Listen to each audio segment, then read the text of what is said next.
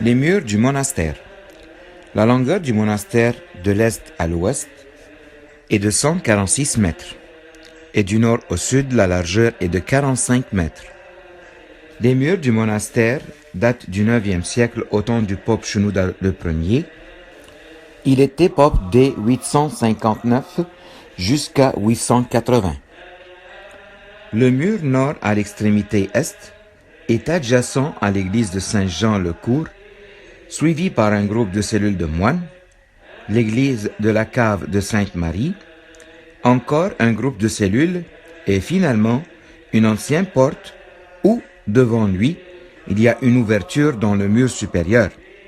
Cette ouverture est au-dessus d'une petite cuisine avec deux petits trous de mine.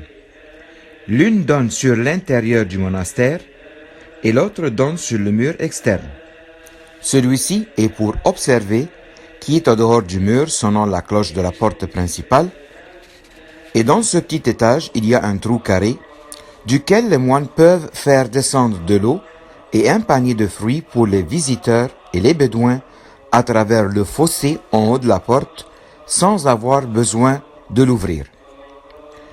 Cela était utilisé pour longtemps, mais maintenant, il y a des temps spécifiques pour ouvrir la porte.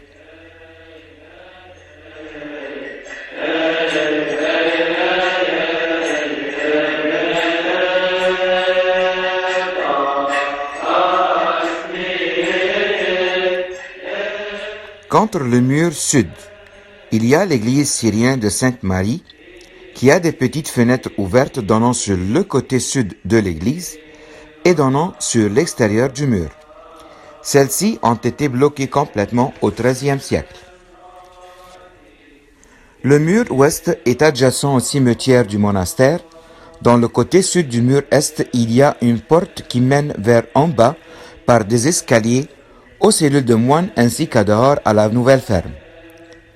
Au milieu du mur, à l'extrémité est, il y a un mosaïque moderne avec Jésus le Pantocrator, assis sur le trône au milieu et entouré par les 4 animaux non incarnés, décrits dans l'Apocalypse, chapitre 4, versets 6, 7 et 8.